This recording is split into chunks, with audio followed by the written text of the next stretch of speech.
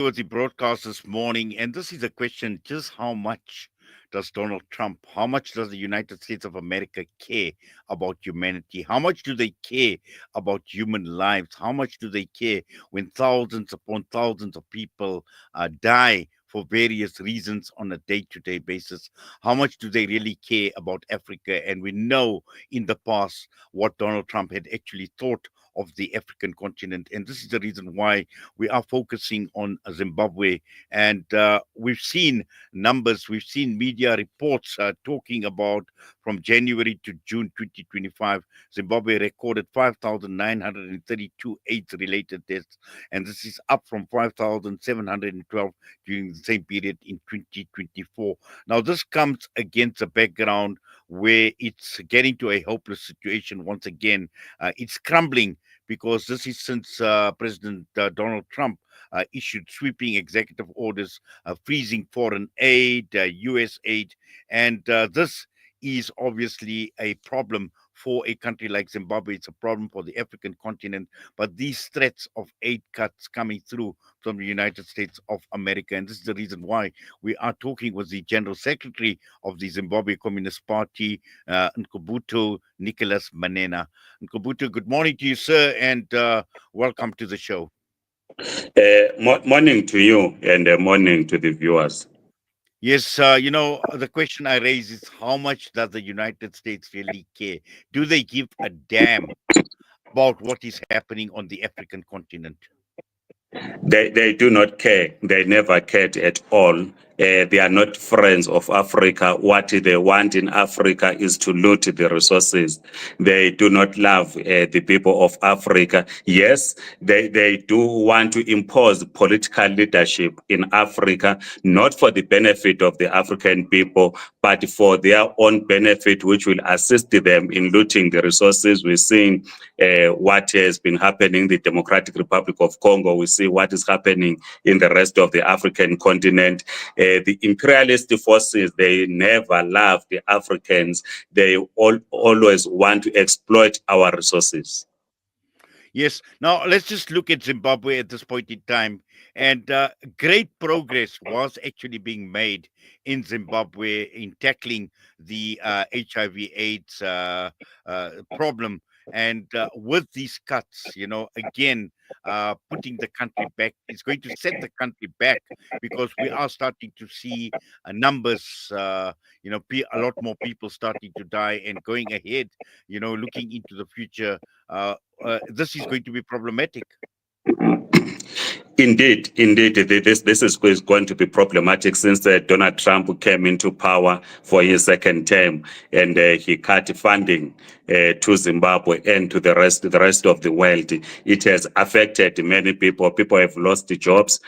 People who depend on this funding are losing their lives because people can't access medication in Zimbabwe because it comes at a time when Zimbabwe itself, as we know, over 20 years now, the health system has been going down. So the funding from the United States was assisting, particularly in rural communities, in working class communities, where people cannot afford. Because if you go to any hospital in Zimbabwe, public hospitals, you go to clinics, people are struggling to get medication. Those in the diaspora are then forced to buy medication for their relatives. So the funding from the United States was coming in to assist a lot of Zimbabweans that needed health to be treated in hospitals and clinics. But unfortunately, this cut in funding has already affected a lot of people that live with HIV/AIDS. They can't afford to get ARVs. We've been checking even in South Africa. Some families in Zimbabwe will not afford to buy because they cost about 400 rands plus per month. Those tablets are used for per month. So people that do not have relatives who are working in the diaspora will find it difficult to survive. But also in Ngqabutho, the reality is this is done under the pretext of Make America Great Again. And why should American taxpayers fund Africa? And we know for the fact that this money is not coming from American taxpayer, because where is America getting its money in the first place? And we've seen a whole history as far as America is concerned. You mentioned the resources in Africa, resources in many other parts around the entire world. And again, the justification that is being used is American taxpayers, but also at the same time, looking at countries if they disagree with the United States of America, if they are friends with someone else, perhaps China or Russia, or they make a standpoint on any other issue, like, for example, if you look at South Africa, the standpoint as far as the ICJ is concerned on Palestine, and then you have all these threats and America using its power as the largest economy in the entire world, holding a gun to many a country, particularly poor countries. The real problem that we are confronted with is that after liberation, we ushered in a neo-colonial state. America, the rest of the Western world, still control our economies in Africa. The monies that they say is taxpayers' money, you are correct, is money that accrues from the resources that they continue to loot in the African continent with the assistance of some political leaders in Africa. You are also correct that if you stand against America, as South Africa did, taking Israel to court, you become a target. There are threats to impose sanctions against the political leadership of South Africa, particularly the ANC leadership.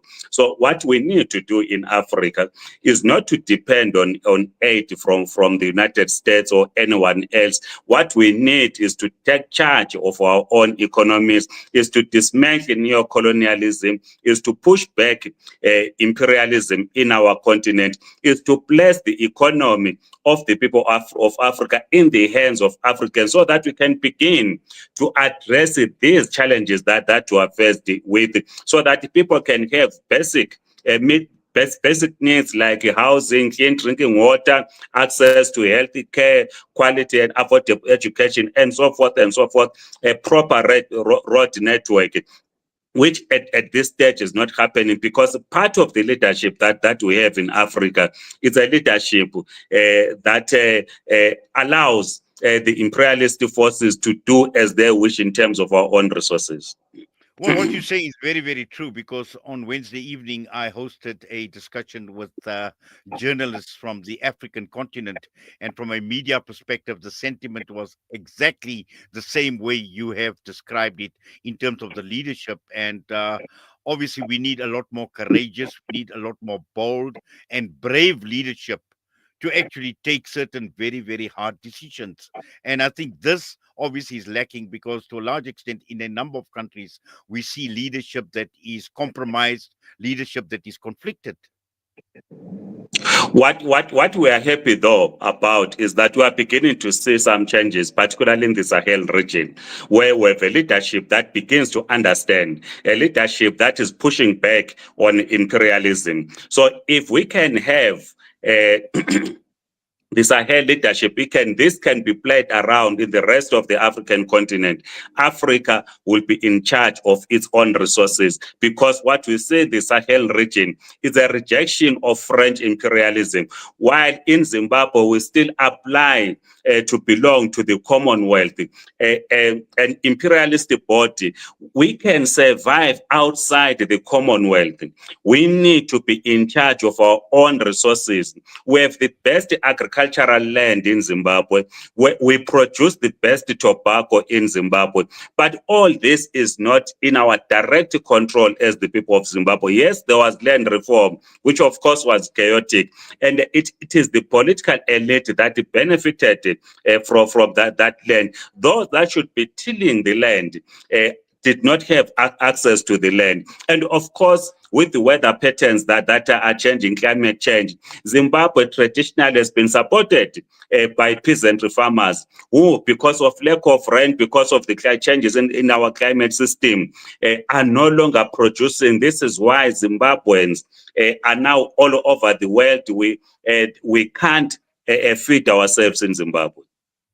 Well, certainly, and I think for the many Zimbabweans that we have been interacting with in the past, it's sad to see that the country degenerating to this extent, because I've always admired the people of Zimbabwe, highly educated, very hardworking, productive, efficient. We actually see some of them here in South Africa that are working out here as well. And to see this country go down, and again now with the threat of the whole HIV AIDS problem once again hanging over their heads, medical care, health care going down, all of this. And again, a huge setback for a country that wants to make progress. Indeed. But of course, we always say that we acknowledge the crisis that we have in Zimbabwe, the political, economic, and social crisis. And we have always said that we cannot outsource the resolution of this crisis to anyone. It is us, the people of Zimbabwe, that must come together and resolve this crisis. Yourselves and others can come in to give us solidarity. We need to build a national democratic economy in Zimbabwe.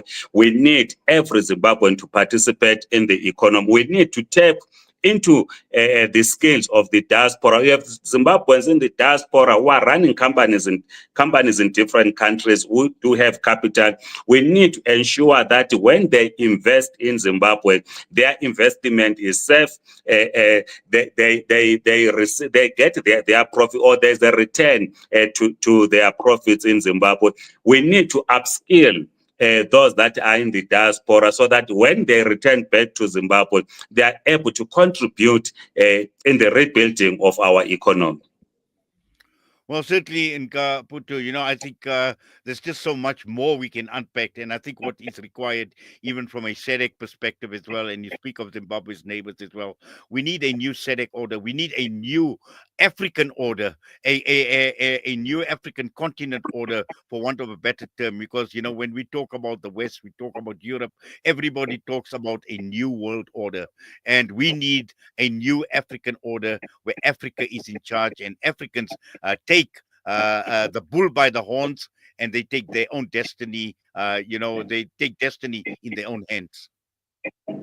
Indeed, we must complete our liberation. Our liberation is not complete. Kwame Nkrumah was quite correct in Ghana when he said post-liberation we have neo-colonial states. So the struggle that we must embark on as the people of Zimbabwe, as the people of Africa, is to complete our liberation, so that the economy of our countries in the rest of the African continent, it is in the hands of the people of Africa, so that we do not have this migration. I live in South Africa myself. You see, migration is down way south. You have everyone across the SADC region flocking to South Africa, and it creates tensions in communities, as we see what Operation Dudula is doing in preventing people to access medical facilities. We see in the rest of the continent, migrants from the African continent drowning in seas, trying to reach Europe and North America. So if we dismantle neo-colonialism, if we dismantle imperialism, if we complete our liberation, if we take charge of our own economies, all this will not be happening to the peoples of Africa. Well, Ngqabutho, thank you very much. And I'm just looking at your top. Don't worry, we are with you. You'll never walk alone. Thank you so much. Thank you. The pleasure All, is mine. all the best to you, sir. Please take care. Cheers. Bye bye. Bye-bye. Bye-bye. Ngqabutho Nicholas Manena joining us this morning, who is the General Secretary of the Zimbabwean Communist Party. With it, we're going for a break. We come back. A lot more to unpack during the next hour of News and Views this morning. And this hour of News and Views is brought to you by Africa Muslims Agency.